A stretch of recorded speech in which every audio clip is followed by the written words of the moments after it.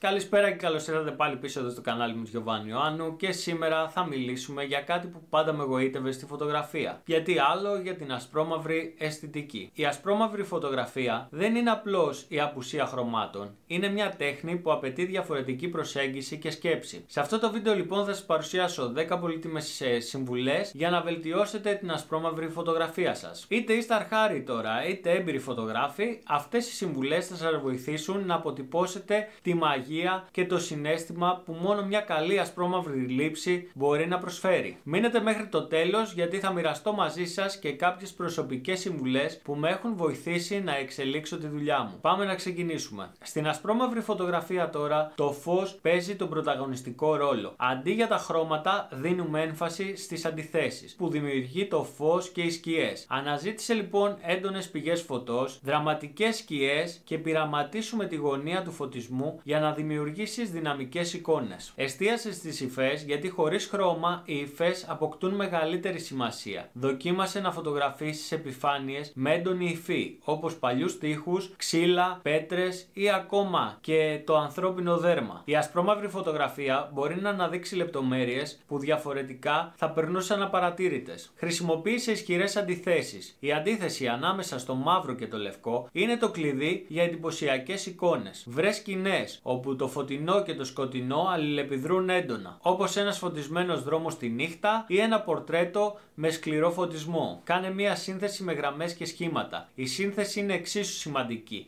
Αναζήτησε καθαρές γραμμές, γεωμετρικά σχήματα και μοτίβα που μπορούν να ξεχωρίσουν χωρίς την υποστήριξη των χρωμάτων. Η λιτότητα της ασπρόμαυρης φωτογραφίας τονίζει την αρμονία στη σκηνή σου. Και μην ξεχάσεις να σκέφτεσαι ασπρόμαυρα κατά τη λήψη σου. Πριν τραβήξεις τη φωτογραφία, προσπάθησε να τη φανταστείς χωρίς χρώμα. Εστίασε στις τονικές διαβαθμίσεις, στη φωτεινότητα και τις σκιές. Αυτό θα σε βοηθήσει να κατανοήσεις καλύτερα πώς θα αποτυπωθεί η εικόνα όταν την μετατρέψεις σε ασπρόμαυρη. Εκμεταλλευτείτε την ατμόσφαιρα του καιρού, η ομίχλη, η βροχή ή ακόμα και ο συννεφιασμένος ουρανός μπορεί να προσθέσουν δραματικότητα στην ασπρόμαυρη φωτογραφία σας. Αυτές οι συνθήκες δημιουργούν φυσική διάχυση του φωτός και αναδεικνύουν τις υφές και τις λεπτομέρειες της σκηνής σας. Πειραματίσουμε μακρά έκθεση. Οι λήψεις με μεγάλη έκθεση μπορεί να δημιουργήσουν μαγικές ασπρόμαυρες εικόνες. Τα νερά ενός ποταμού, ας πούμε, ή ενός καταράκτη, τα σύννεφα που κινούνται ή φωτεινές διαδρομές από φώτα τη νύχτα